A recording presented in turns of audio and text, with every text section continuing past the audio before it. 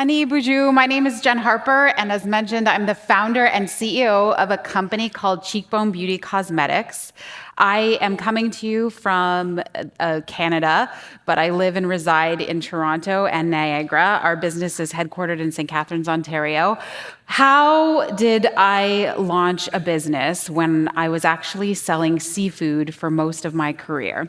Well, it all started with a dream I had back in 2015. There was 3 native little girls, and they were covered in lip gloss. When I woke up, I literally wrote down on the side of my bed to start a product, and at the time it was just a lip gloss, and use a portion of the profits to do something to support my Indigenous community. And at the time, I had no idea or what that looked like. I had spent then the next 2 years in product development, market research, all of those really important things in order to build a brand.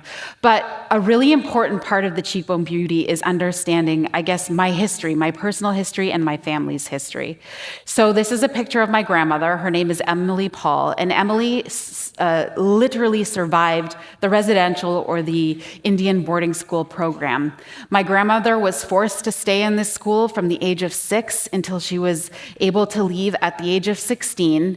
And unfortunately, this experience was not a lovely boarding school or school experience. She would be physically punished for speaking our language, Anishinaabe-Moan, and she would be beaten, and there was no love. And because of that lack of love in that school system, I learned a term in learning about my grandmother's experience called transgenerational or generational trauma. And that's when one person, community, family is faced with a group of events that they are not equipped to deal with. And in my family's case, this was the residential school system. And unfortunately, it's not just my family. This has robbed nations of Indigenous people across North America of many, many things. And when I learned about this history, that's when I realized that I could possibly be part of changing a narrative and creating a new story for my family.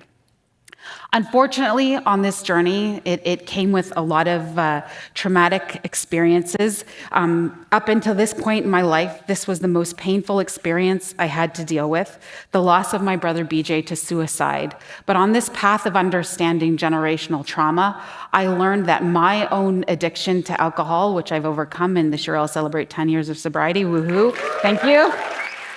And sadly, losing my brother, and now most recently this past June in Vancouver, I lost another brother to fentanyl addiction.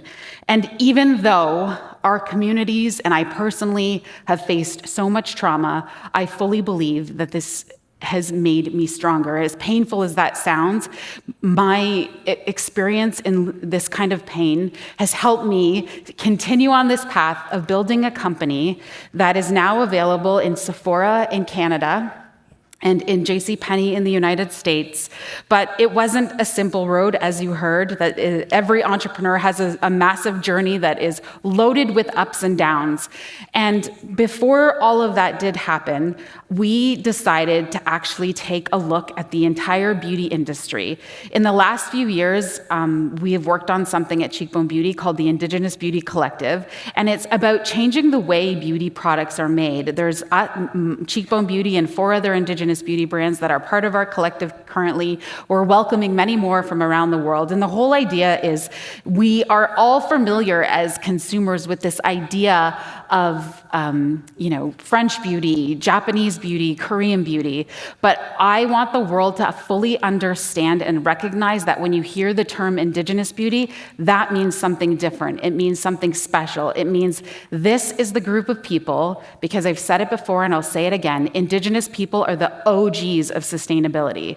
And that this group of people are the group of people that are changing how we think about beauty products. So at Cheekbone Beauty, from the harvesting of raw materials to the end of the life of a product, we've taken this concept, which is called life cycle thinking, life cycle analysis, and we've embedded it in everything that we do at Cheekbone Beauty.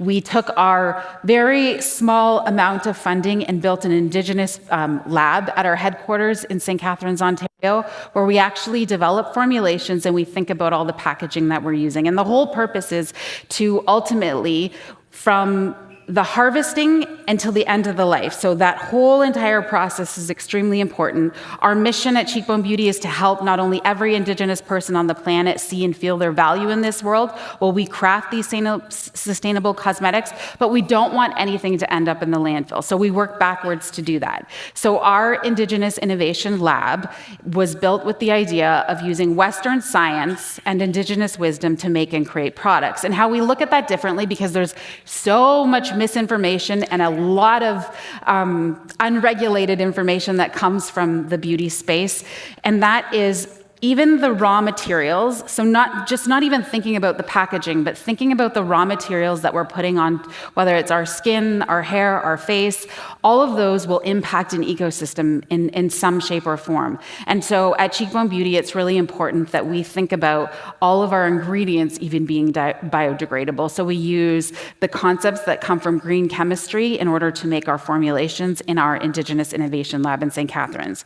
We've won a lot of awards as a brand based on sustainability, something that I'm super, super proud of. But we always share that it needs to be so clear that sustainability is a journey. There is no end destination, and that this is a path that we as a brand and business have chosen to be really transparent on.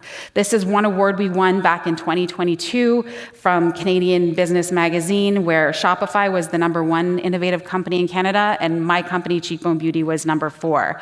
And this project was really exciting. And I'm going to share some really important information with everyone in this room. I failed grade 9 science, and I cannot believe that I pay chemists and sustainability scientists, but they are the really smart ones that know all this stuff, and winning this award was magical. We've actually worked with Henry Appellum, a local winery, and a grape varietal that is only local to the Niagara region where we're headquartered, because most of the grapes that have come over from European vines have origins in Europe, but this grape varietal is actually a hybrid. So it's a really unique product that we've created and developed, and it's a raw ingredient, or an ingredient that we wanted to put in our products. And the reason was, once I entered the beauty space, I came from the food industry, remember?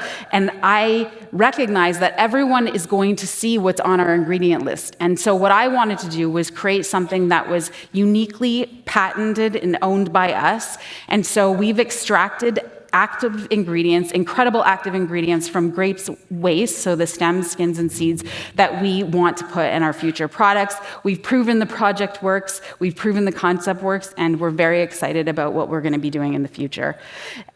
So many incredible things have happened on this journey, like making the list of in Entrepreneur Magazine's 100 Women of Influence. And I always share this because this is, I guess, a moment that I get to brag, so I'll take every opportunity to do that. But J-Lo was on the front, and Kim Kardashian was actually on the next page, but her picture was smaller, so I was super excited that mine was bigger. So many celebrities and celebrity makeup artists have fallen in love with our brand because we do things differently. We've actually created our products to be 98% natural and actually effective. For so long, possibly many of you remember going into places like Whole Foods and you're trying the makeup and it's not very effective from the natural space. We've managed to create a brand that is, so super proud of that, including Blake Lively and Ryan Reynolds, who actually follows our brand. But Blake used our Unify Multi-Pencils, which is our hero product, at the Super Bowl last year with Taylor Swift, and that was a really exciting moment for us. So many things have happened on this journey, and one of the things that I constantly discuss and have talked about over the years is this whole idea of representation and how much it matters, and that I fully believe that it saves lives. Losing my brother to suicide was so painful, but I really started to understand him and the reason why representation matters after I had this incredible experience at the Eaton Centre in Toronto. So launching our brand in Sephora, we get to do all these incredible activations inside stores. So this June, a few months ago, I was in store and getting to put products on customers, and this little girl walks in with her family.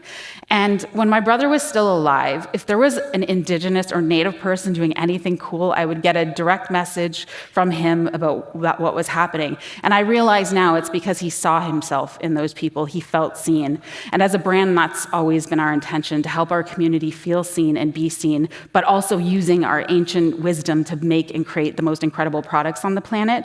But this little girl comes into the Sephora with her family, and she's Ojibwe, and that's the nation that I'm from. So automatically, I recognize, because it was regular Sephora customers, which weren't as exciting as this little girl, quite frankly. So she comes in, and she was all excited to meet me, and she's telling me about her TikTok account and how it went viral and how she's had to shut it down, and her little brother was like, no, it isn't. And I just thought they were the sweetest things.